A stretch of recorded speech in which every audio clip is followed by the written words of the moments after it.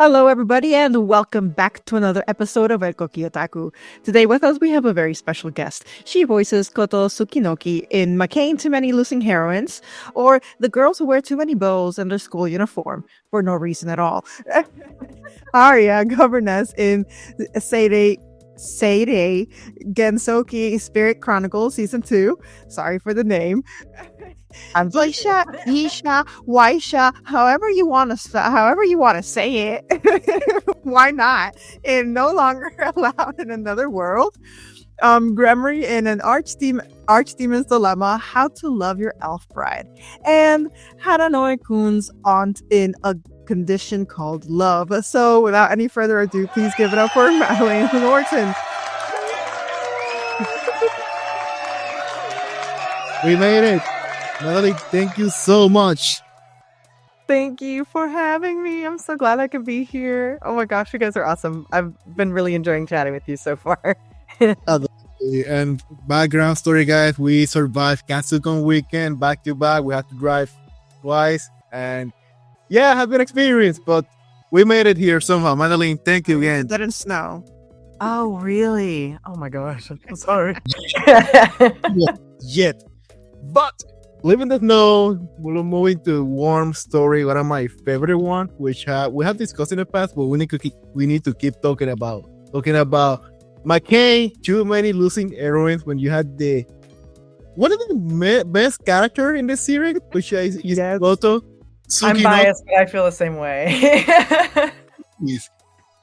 Okay, if you had to sell this series to a friend who haven't watched it yet, how would you convince this friend to watch it? Ooh, one way that a friend was describing it to me as well, is it's like a love story to romantic dramas and people who are super invested in reading or watching or just like, I guess, digesting romance. My favorite part about it is the lead character is very aware of what's going on in everybody else's love lives and is varying degrees of either like invested or very, very fed up with it. And he has his own commentary. So you're really able to kind of put yourself in his shoes, I guess. But I really like the theme that it follows several girls who are in high school who would otherwise definitely be the romantic lead in their own shows, but because of them being stuck in the situation they're in, they, for whatever reason, are just unlucky in love. And to varying degrees, some of them are like very heartbreaking, others are a little bit silly and interesting to watch. But for the most part, I think what initially really drew me in was the amount of detail that they put into animating the series. It's so beautifully animated, and they spent so much time working on both the characters as well as the backgrounds, and just making the whole thing seem almost like you're watching a live shot romance drama. And not only that, but I really enjoyed the flipping between comedic moments that are just really, really silly and the moments that are like that really tug on your heartstrings. And I got super sucked into it. I think it's super fun being able to be to voice in a show that you really enjoy watching. And I'm biased that I really like and relate to my character. But if I had to choose another character, I would say Anna is my other favorite character. I think because it is played for a laugh that she eats a lot, but at the same time, it's also like really adorable and it makes her very likable as a character. And her back and forth with Nukumizu is probably one of my favorite parts of the show as well. I have to say, like, the quality of the image. I will say the quality of the series is at the level of Makoto Shinkai's movie. Your Name, Weathering with You, those movies, the animation is ridiculous to see how I put a lot of money in this. Not even that, or not only the anime, also the credit scene ending. They have 3 different endings on only 12 episodes, which I'm like, the budget. You guys know the definition of budget, and also those three ending, it wouldn't be just like a random song and Well, they're like music level or music video level quality. like I have a panel about music and anime, and I have to mention this series because it is crazy.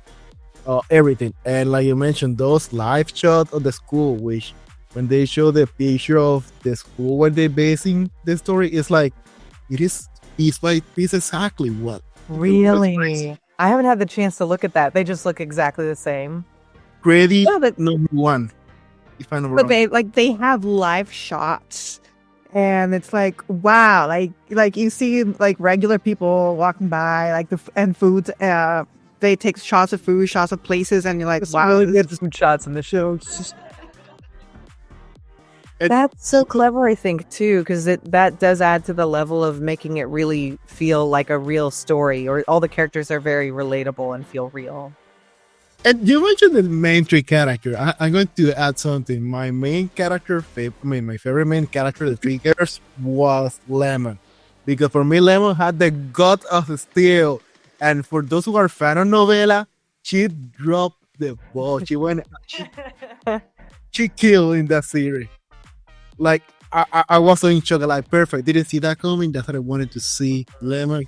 I think she was definitely the most, like, maybe, even though I know there were mature levels to all of the characters, I want to say the way that she kind of handled everything was the most mature and kind of happened to, the amount of saving face and just kind of having to go through the motions of letting things happen to her and just be fine with it it made me mad. But at the same time, I was like, man, she's stronger than I am. Just realize Lemon is technically the antagonist of your character, Koto. How do you describe Koto? Yeah. She, man, I really like Koto. I like that she is very smart. She's older than the other main girls, but she also is just very silly. And I guess the better word is like eccentric. She's very nerdy and not afraid to just like burst out loud with whatever nerdy thoughts she's thinking. But she also has like a romance of her own. So she's the vice president of the literature club that all of the main characters end up joining. And so she's sort of the first face we see of the literature club, and she's bringing everybody in. And so I thought that was really cool. I didn't know what to expect at first, but then seeing that a lot of the focus is around the literature club and that all of them end up becoming friends and have their relationships sort of fizzle in or out through the club was really cool. So I enjoyed things like the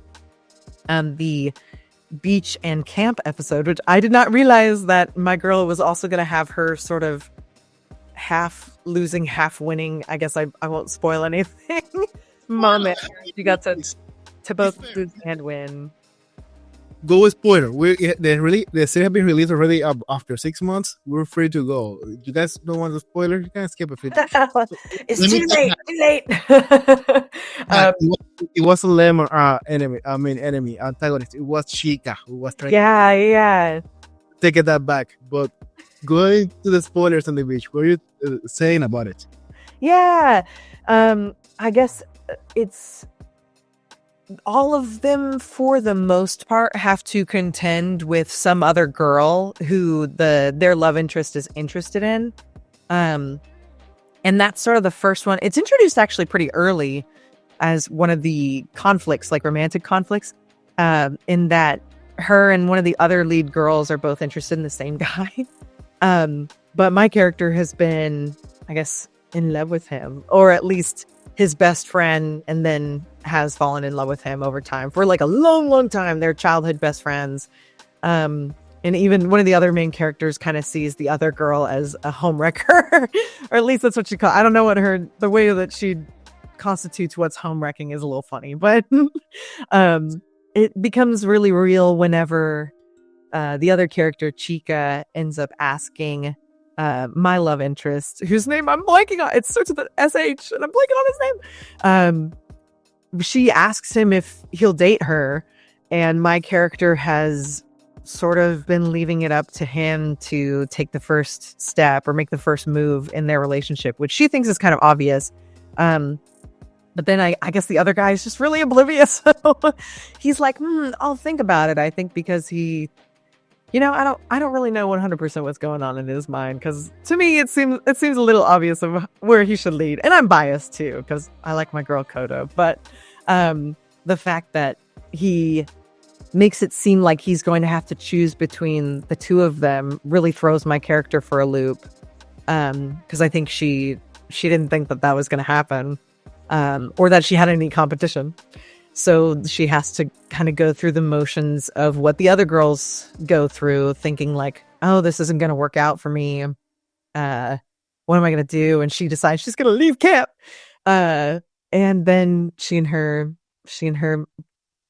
what is it, best friend turned boyfriend, end up chatting it up. And you end up realizing that he thought he was making his feelings known, but it was like crossed wires. They didn't end up realizing the other really liked them, and so they have their heart to heart, which they needed to have. And of course the other characters are eavesdropping, which is really fun.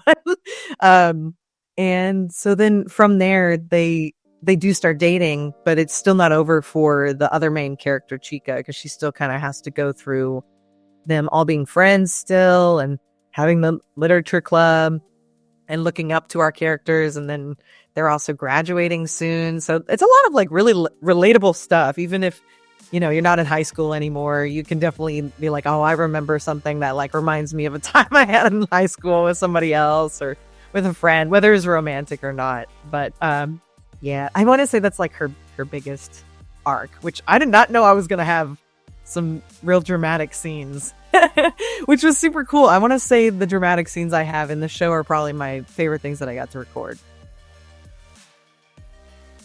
By the way, while Onyx figures out his camera, was it Shintaro Tawaki? Shintaro, right? Yeah. Okay. Thank you so much. I should have known, but the amount of time. So you're let me say again, Koto is one of my favorite side characters of not being the main girl in the story. However, I have a small issue with her character. I don't know if it happened, and only with the character, not voice actor related, not just the character. Actually, I have problems solely with the voice acting in this. Like,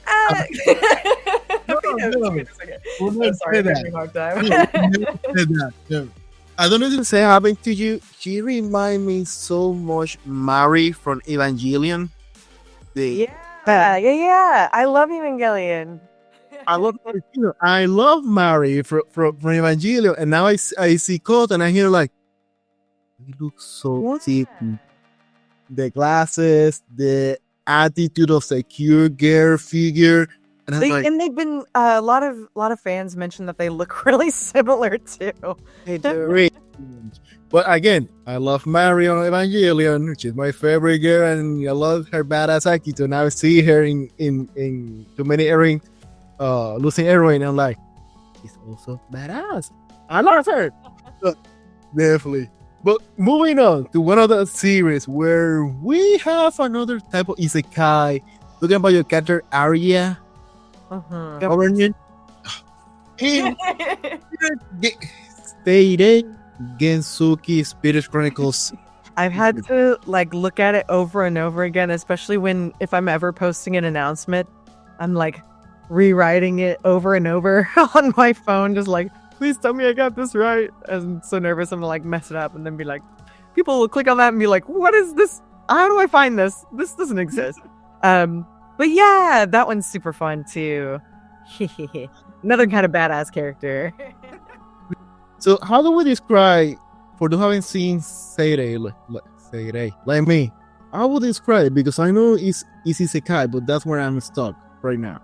Yeah, it is so funny. Now I can say that I've mostly voiced in isekai, and I think what's really cool about the genre is that there's so many different ways you can kind of tackle it or like make a story out of it.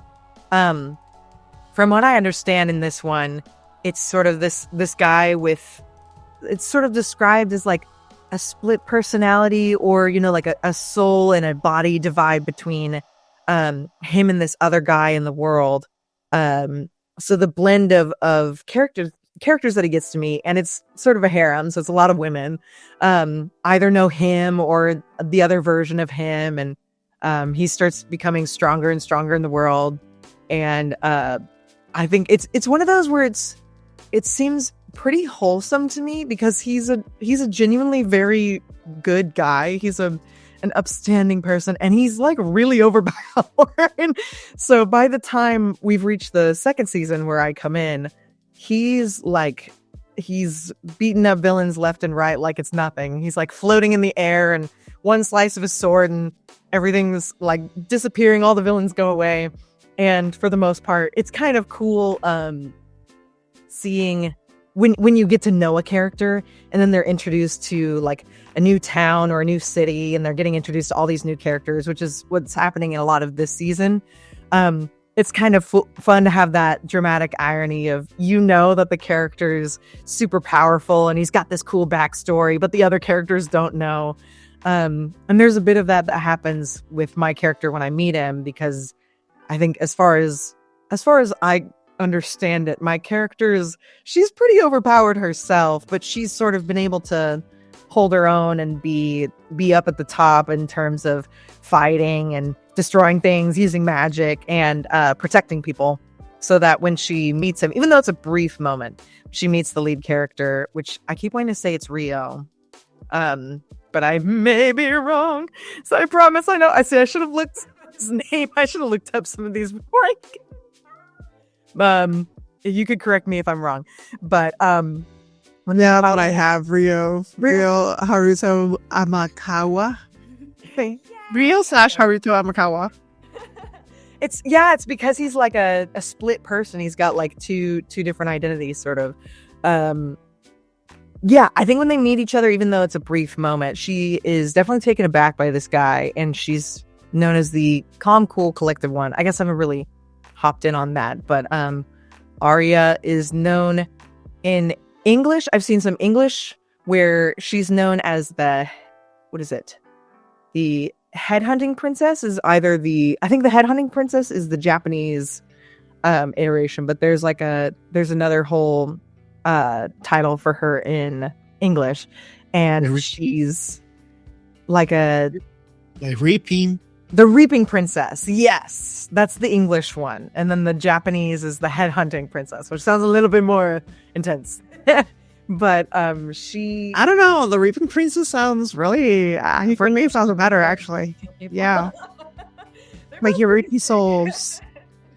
So that was cool. That was the first way I got to know her, but she's like sort of undercover as a maid, kind of sort of having to, I guess the best way to describe it, because it hasn't really gotten there in her storyline yet, unless there's another season maybe, that something has happened with her family. She's sort of been thrown from favor and grace, and so she's been able to get hired in a sort of lower position than she would be as like a noblewoman and like a mage, but she's been able to work as a sort of like bodyguard, even though she's in like this maid attire. She's got super awesome magic powers and battle skills, and she can take a villain or two herself. Can I say that Aria is your most emotionless character so far? So how do you describe the experience from any character that are very emotional, expressing by facial attitude, and now you have a OP character, but she's very emotionless? She's really serious. Yeah, I think. Oh, and there's my cat. Makeine just happens running in. That is interesting too, because I kind of connect her with Ysha a little bit in No Longer Allowed in Another World. Though as I got to spend more time on Ysha, I realized that you get to see a little bit more of her personality in that one. But yeah, personally, it's very hard for me because I've grown up as an actress who's mostly focused on the comedic side of stuff. And I want to say I've spent a lot of time playing like character roles or people who are not directly like me, I guess, or weren't like me when I was younger. I was playing a lot of older roles or weird evil characters and creatures and things like that in theater at least. And so I think having that background in theater, which is more expressive, and then also working on like the comedic side of things, I always find playing either an ingenue or someone who's a little bit more stoic is harder for me, even though it would seem like it's easier because you don't have to emote as much. Sometimes I get told, there's my cat going crazy. Sometimes I get told that I have to like tone it down a little bit, or I'll get to a place where I'm reading the character. Like for Aria, there was a lot of moments where I'd read it and be like, oh, I think I want to go back and read that again. Maybe I could give it some more. And the director will be like, that was great. Good job. Let's move on to the next thing. And I'll be like second guessing it or wondering if I need to do more with it when usually it doesn't require more. So I think it got easier, but it was definitely a lot more difficult for me because I think I just kept wanting to put more into it than it needed. We need to jump now to Ysha that you mentioned. Talking about Ysha from No Longer Allowed in Another World. Another isekai, but this one gives me the vibe of very more darker just because our main character. But you haven't seen this zero where we have a character, not the usual isekai joyful guy. Mm-hmm. How do you describe this one? I really like this one. I tell everybody else that it's it flips the isekai genre on its head. Where I guess there's a couple ways that it does that. But the main and biggest one, I guess, is that Sensei, the lead guy, he's very much like an Edgar Allan Poe type. He's a writer. He's very romantic. But his whole deal is that some of it's like feigned. Like he's not 100% really depressed, I think. But he is depressed. And he's very obsessed with death. He made a suicide pact with his partner while he was alive, and I guess it didn't go exactly as planned, so he ends up in another world, and his whole deal is that he's trying to die again so he can like figure it out, and he's asking other people to sort of join his pact, or he's trying to find his girlfriend. But a lot of the scenes they're very comical. I think it's done in a very clever way that doesn't feel distasteful at all. Where he's like, swallowing pills, and he's laying in a coffin, and he's very excited at the prospect of one of the other main characters accidentally killing him, even though they're like apologizing profusely. He's like, let's do it again or whatever. But the other big part of it, as you find out later, is that plenty of other people from his world have been sent into this other world, and it's almost like totally destroying the ecosystem of the world there, the fantasy world. So you could think of it like we're all the invasive species coming into like this other place and just totally ruining the things that they've got going on to varying extents. I think the main thing is a lot of them get a lot of super powerful powers that they just start using for their own selfish aims. And so our main character's power that he gets is being able to send people back, which I think is why it's called No Longer Allowed in Another World. But it's a cool prospect too, because it's the idea is that everybody has passed away. In most cases, it's been from the classic getting hit by a truck. That happens a lot in isekai. Truck-kun, as they like to call it. I think it's so funny. I love it. I wanted to keep going in all these guys. But I like the idea that our main character, who's obsessed with death and kind of doesn't have the opportunity to have a do-over in life, gives everybody else the ability to have a do-over. And even characters that you think are like evil to some extent all end up being kind of tragic characters who really were unhappy in their past life and they want to do it over. So he is able to send them back. And my character, who's a priestess, ends up getting kind of tied into all of it from one of the other characters who's a main priestess who asks for their help at one point. And she's kind of the conduit between him and his friend group and these sort of like main storyline of trying to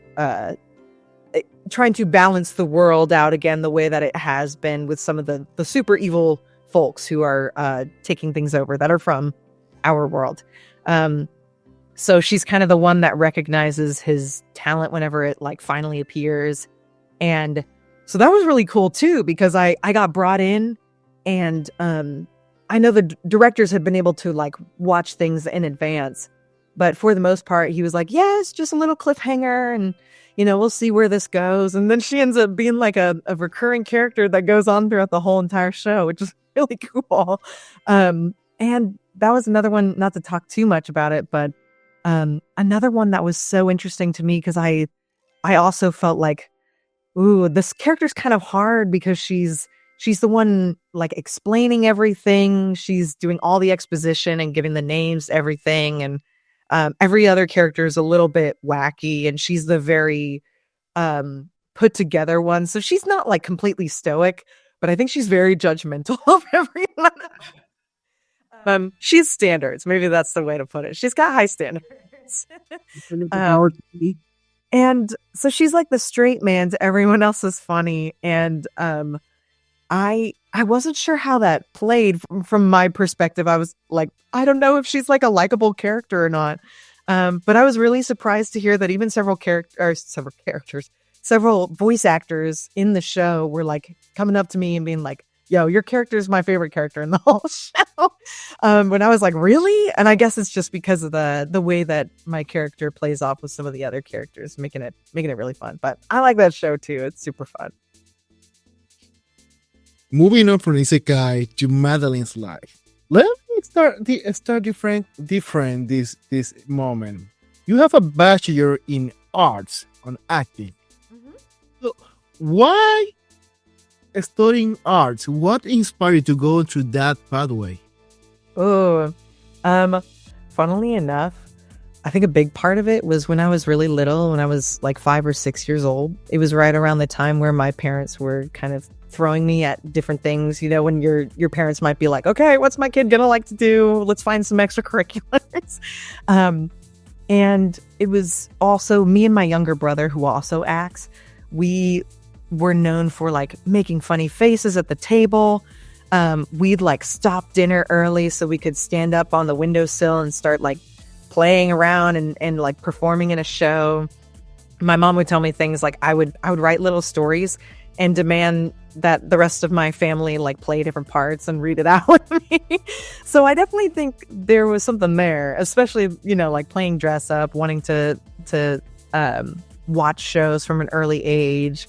But eventually my parents put me in theater, and I immediately loved it. I loved it a lot. And my brother started doing it too, because I liked it and he liked it. And we just started doing that. I think a big part of it was he and I were able to do a lot of, him especially, we're able to do a lot of professional theater and commercials and stuff when we were younger. And so we were able to get a taste of what it was like doing it all the time. And of course, we both really liked it. And we ended up both going to an arts magnet that's in Dallas, where I grew up. And so we were studying theater a lot then. That was kind of around the time where I remember when I got accepted, I was like, okay. And I was like 14 years old, but I was sort of like, this is where, if I choose this, I think, then I'm saying that this is what I want to do for my career, which is so funny. But I mean, it ended up being true. So I went there and I studied theater more extensively. I knew that was still what I wanted to do. And I was engaged in a lot of other stuff too, playwriting and costume design and drawing stuff, just kind of anything I could get my hands on artistically. I was very interested in.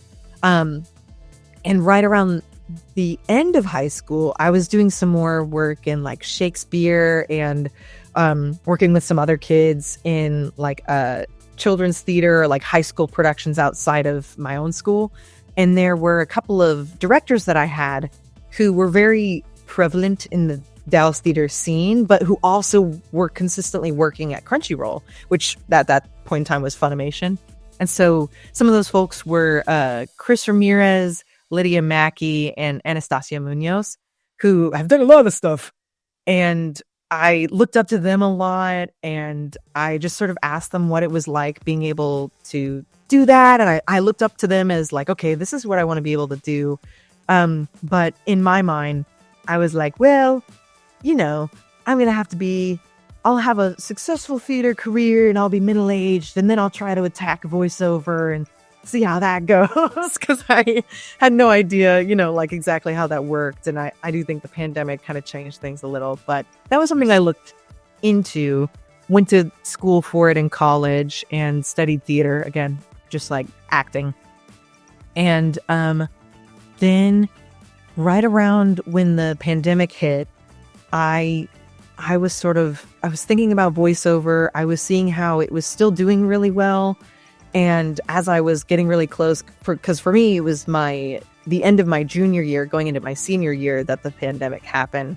I was getting really close to graduating, and I sort of thought about it. And with the help of my friend as well, we were like, okay, maybe if we put money together, we can like buy a mic, and I'll work here, and we can like save up some of this money. So we were like, we kind of made a plan, and that's sort of how I tackled things. And once I graduated, I made a decision that I was like, okay, I'm gonna spend 1 year just focusing on voiceover, teaching myself how to audio edit, how to, like taking classes. And I was able to intern my senior year for a masterclass company in New York that was, since it was all virtual, they were able to bring in people from all across America that were doing voiceover and film as well as just theater. So I was like, put me in. I want to be involved in all the voiceover classes. And I seem to have a really positive response, like being able to read for things. And once I started auditioning for stuff, it went really well for me. And it was during a time where I was unsure whether theater was something I still needed to do. I wasn't feeling super fulfilled by it. So voiceover like filled that hole. And I just kind of kept doing different stuff, like passion projects and indie projects and audiobooks and stuff that was fueling, but also was just trying to get some experience. And right around that time, I started being able to audition for Crunchyroll. And yeah, I want to say I was auditioning for them for like 2 or 3 years. Yeah, like 2 years before I got in, 2.5 years maybe. And was like finally cast in a show. So I think for quite a while, at least for me, I was like, Crunchyroll's where I want to be. That's what I want to do for my career. If I can make that my job, I want that to be my job. So I think actually being able to get in and voice characters was very, validating, I guess. And was also really cool too, just because I've been getting to know a lot of the folks around Crunchyroll who were involved, and everybody's been so sweet. Everybody's really nice there and very welcoming. And I really appreciate that, like, regardless of your expertise or how long you've been there, everybody treats each other like we've all been around each other the whole time, which is super fun. Everybody's big anime fans, big nerds. And I think that's kind of how it should be. It should definitely be folks who are invested in the kind of work that's being put on, especially if you're, voicing in a show. You should probably be interested in watching it too. Which is like, that's like a low recommendation, but I think it's important. In any case, I know I was probably talking for a while, but I've been invested in like acting for forever. And I think the many different ways I've been able to do that, I'm really grateful for, and I will hopefully continue to do. And voiceover, I think, is just the kind of the main thing that's been taking up a lot of my time, that and theater. Nice. I have a question, curious, because something crossed my mind about your brother who studied the same. My case, my brother, we studied different things. I think Kara siblings also had different study area. Oh, yeah. If you have a brother who studied the same, at any point when you and your brother decided to chase arts on acting, didn't you feel any pressure like racing who made it first to exploring something? Yeah, I think it was a balance. I think I probably felt the most pressure of that kind of like at the end of high school and then at the end of college, because they were big transitional points in maybe not my career, because I mean I wasn't working being a high schooler or a college student, but just knowing that I was taking like a bigger step towards like what it was I wanted to be doing. I think maybe like the outcome of like where it was we got into college or how many colleges accepted us, was something I can say is like trivial now, but I think at that point in time was very like, oh my gosh, like, and it is different too, because he's a guy and I'm a girl, and that already does make a big difference, at least in the theater acting world. And then I think graduating too, I'm very lucky that he and I have been like best friends for a long time. Since he's only 2 years younger than me, we've grown up being in like the same shows, being at school together. And so we've had like the same friends and the same friend group, which meant like most everybody knew us together. Like they know both of us, like hanging out with everybody together. So it is cool to seeing the different stuff that he's been able to do. He lives in California and he pursued a degree in screen acting. And so he's been pursuing more of the film side of things than I have. He's really, really good at that. But I think it's cool. My mom's side of the family, at least, who I spend a lot of time with, is all like lawyers and accountants. And I think it's so funny because they're very invested in hearing how it is me and my brother do things, or what it is our jobs consist of. So it always feels like I've had a very supportive like family that's been, you know, rooting for me and my brother to like do well, which I think has helped us be able to feel like confident in what we're doing. I definitely feel like maybe there were moments we competed more in some of those, like we'd have devised works when we were younger where we could kind of play anything. And so sometimes there'd be roles. There was like one time we played I'm hopping around so but we were in the Crucible once, and he played the good priest, or the good pastor, and I played the bad pastor. And we had some too, like we were in Chocolate War, which is a show about a Catholic boys' school, and it was like a co-ed show. And so I ended up playing Brother Leon, which was one of the like head teachers there. And then he ended up playing like the main bully, and there were scenes where I had to like yell at him and smack his fingers with like a stick, or pretend to, even though it would have been fun. No, I get him. So we've got different stuff like that where we've had to like fight on stage, and then we'll like walk off stage and be goofing around. But I think for the most part, it's always been in good fun. Like if he's ever here with me, I'll be like, man, I need somebody to read with me for this audition. And he'll be like, cool, got it. And there'll be like vice versa. We'll film for each other. So he's also kind of like my go-to for any of those things. I think he just sent me like some new headshots and is like, yo, which one should I pick out? And so I'm like scrolling, being like, this will look so good, man. Or don't do that one. So, but I think, yeah, for the most part, it's been good. I'm really lucky that I have like, you know, a partner in crime for a lot of that kind of stuff growing up. I just pictured you guys just saving his hand, like, right, say something to mom, like dear princess. Before we move on, from the character that you had voice act so far in the anime, we have 5 we're going to be talking today. Which one was that character that we can call it the point of inflection, the one that really changed your point of approach the anime voice dubbing industry? Ooh, I do want to say Koto, because she was not only like the first sort of supporting lead that I'd gotten, but I think also it changed my perspective a bit growing up with like a deeper voice. I'd kind of had set expectations for me as to like, oh, you know, and then singing, there was like oh, clearly you're going to sing all the belting songs. You're going to sing all the deeper tone stuff. And sometimes I would get told by certain mentors that, you know, I wasn't really going to see any work, or I wasn't really going to be working until I was probably middle-aged, or I was actually a mom, so I could finally play those mom roles that I played a lot of moms in voiceover as well. When I was starting off, I was like, man, I think I got the mom voice down. Which is funny because there's a couple of those in there that I've been able to do. But in voiceover too, I felt, at least maybe I was a little bit limited.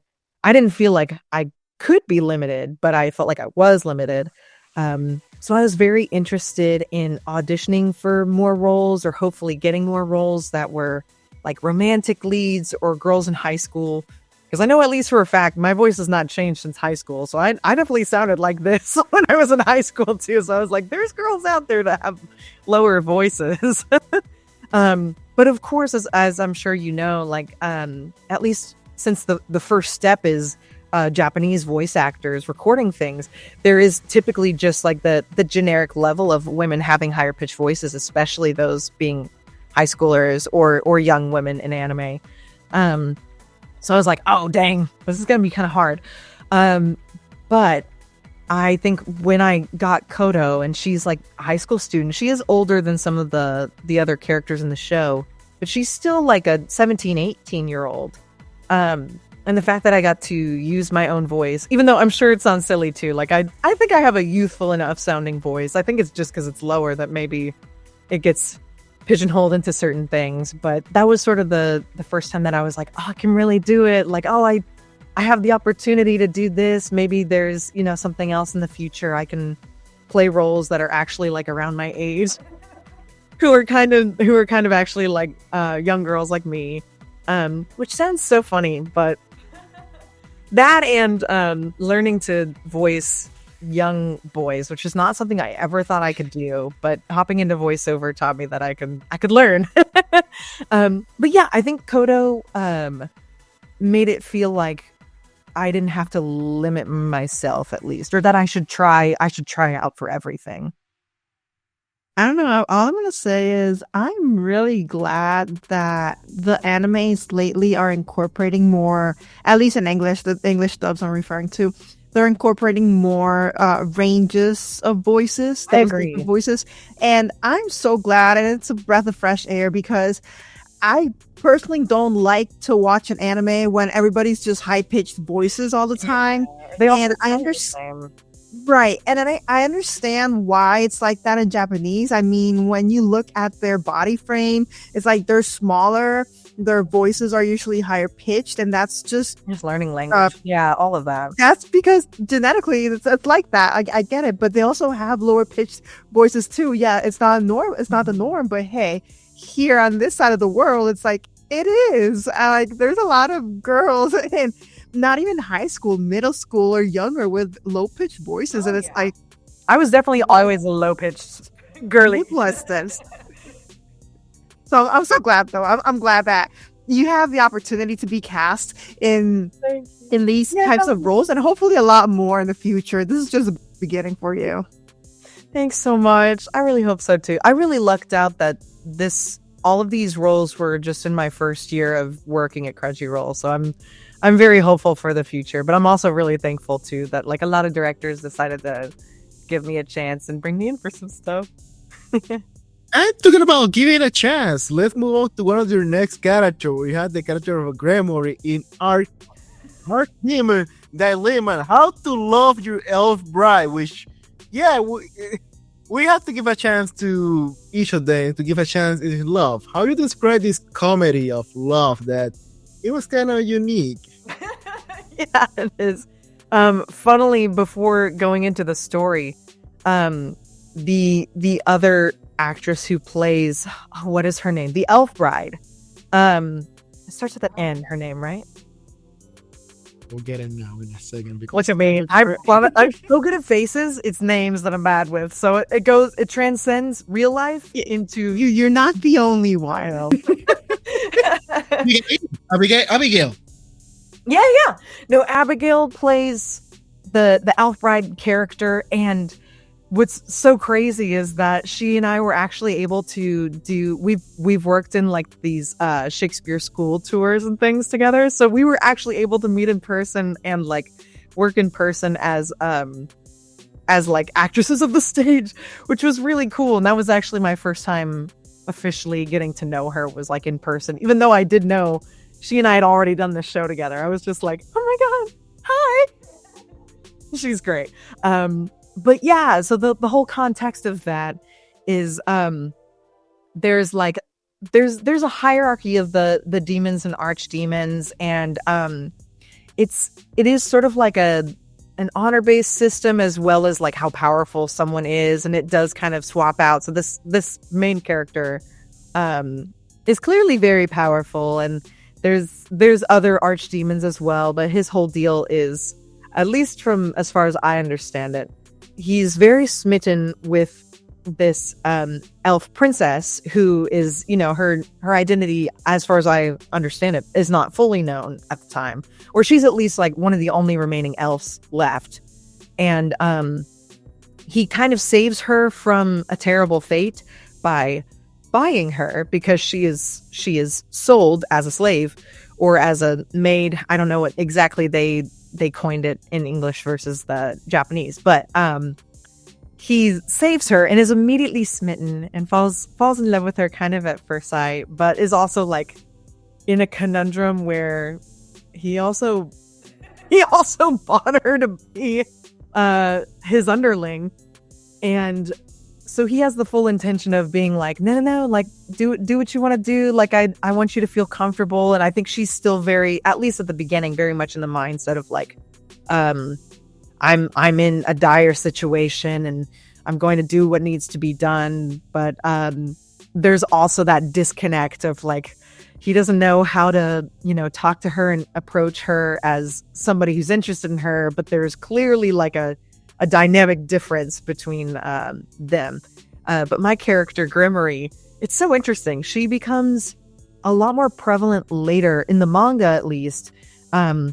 She kind of becomes his right-hand man and is very involved with the show, and was involved with, what's her name? With the N. I forget her name. But the elf princess / bride. What is it? Nephelia? Yeah. First letter. Yay. We were close. But I heard my character has known her mom, and there's all this backstory that I guess comes into play later, but at least for the time being, what we see is that she seems a little conniving, but she's like in good spirits. She's sort of trickstery. She reminds me a little bit of, she's not as unhinged as Harley Quinn, but she kind of gives me a little bit of heart. Maybe that's a bad analysis. It's a bad comparison.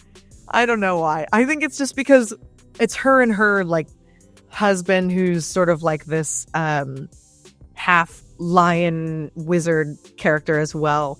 I think their just dynamic is very interesting. In any case, she's kind of a spectator through a lot of the show, and she seems to have some ideas up her sleeve, and she's another demon. And a cool thing about her that I guess hopefully there'll be another season, is that she's a shapeshifter, and she's also a gossip and is obsessed with people's love lives.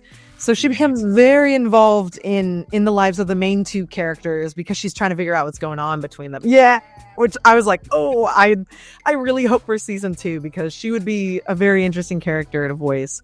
But she's a shapeshifter too, so she can shift between looking and appearing like a little girl and like an old woman.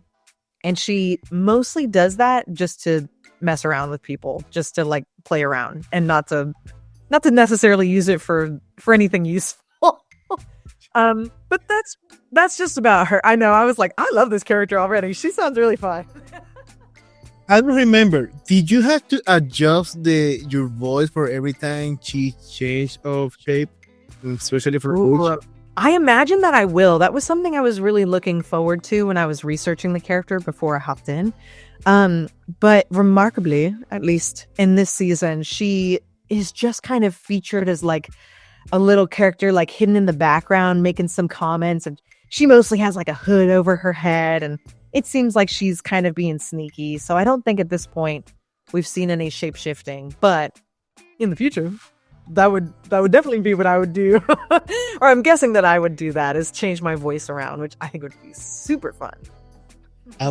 When you mentioned that she do a lot of gossip, I'm like, perfect. She's doing the role of the Tia. I'm moving around to another role of Tia. Exactly.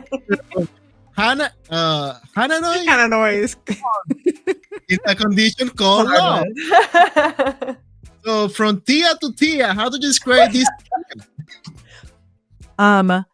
It's so interesting because she's a small role, but she's important in the moment. Hananoi, at least at this point in time, I think, because it's like right towards the end of the show, you've been seeing a little bit into his life, but it's mostly been from the perspective of the female protagonist.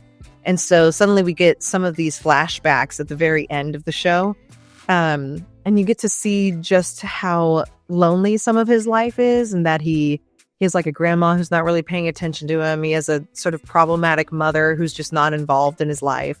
And then there's his aunt who has like a child in her arms whenever he's just trying to figure out what's going on because his grandmother and mother are fighting. And she's kind of like, oh, sorry that happened. Anyways, I have to focus on my child now. And she just sort of like dismisses him in a nice but kind of condescending way.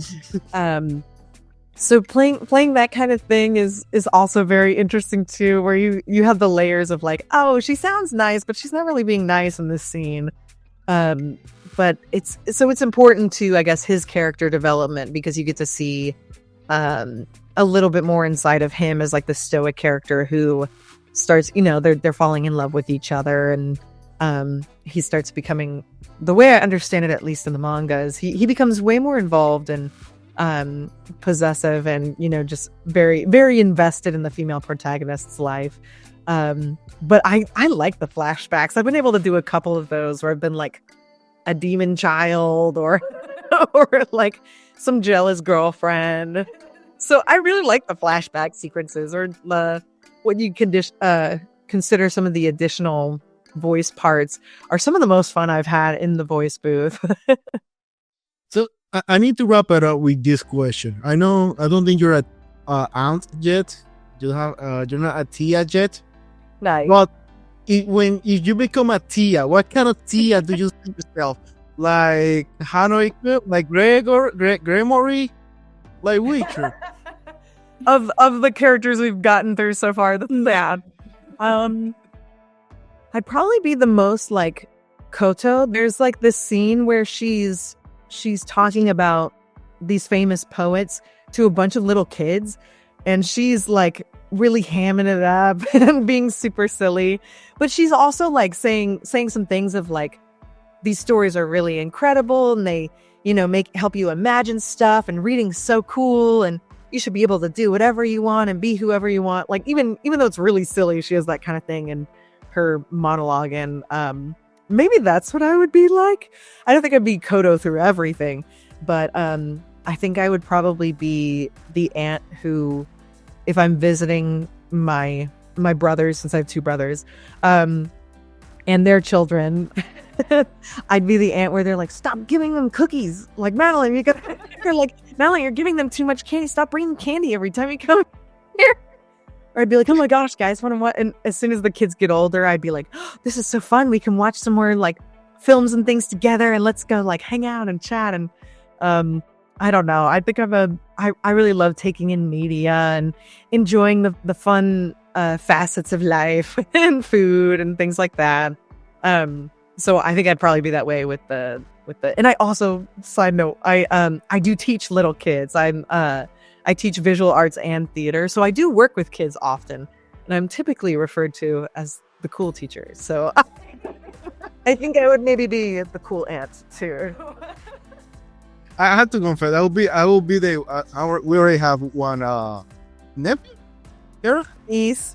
And I'm bad with anyway. English. Yeah, he's just, so he knows she's a girl. The problem is he's bad with I thought you just meant you're like, I don't remember. I'm not that bad. He knows in Spanish, not in English. It will make sense. No worries. I will be the one. I will be like supporting her to get in trouble, at the same time being gossipy to the mother. Hey, she's about to do this. Like, just bring it to drama. Just enjoy storytelling. I play both sides. Yeah. Like, I want to enjoy the drama. And by the way, yeah, Koto, for me, she's best character of the whole series. She is. So, I'm so Madeline, happy for that way because I do too.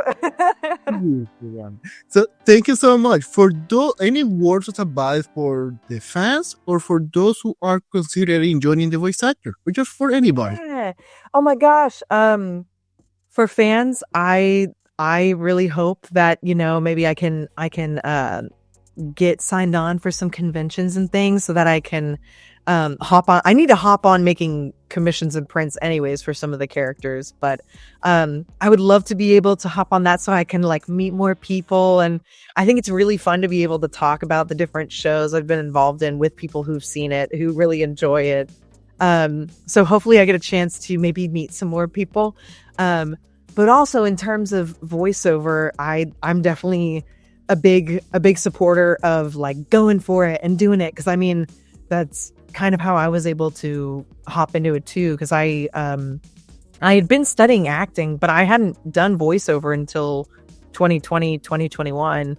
And, there's plenty of folks I know who've been able to do really, really incredible stuff, in voiceover, who are super new to it and have just enjoyed being a fan of different projects, or really love video games, or who've always wanted to read books. And so I think a big part of it comes from the passion of wanting to do it. And when I find people do ask me about kind of what it takes to do voiceover, I tell them that it does take a lot of time on your computer. You do have to be interested in working on your computer a lot. But outside of that, I really do think passion's a huge part of it. And it makes all of the other elements of it a lot more worth it. And things having to audition and not getting stuff all the time, or having to really wait and see, and trying to improve yourself when you're spending a lot of time by yourself. And so you're kind of your own worst critic, or you're at least the only person who's really invested in working towards your goals. I think having that passion is a great way to, it's a good thing to lean off of. And I find that it's something that always kind of keeps me wanting to do more, and seeing and making more friends in anime and voiceover has also really inspired me too. Cause it's, I don't know, you just get to realize how big the world is and how talented everyone is, and the amount of really cool stuff that's out there. Awesome. Thank you so much. For those who haven't followed you yet, which social media can they follow you?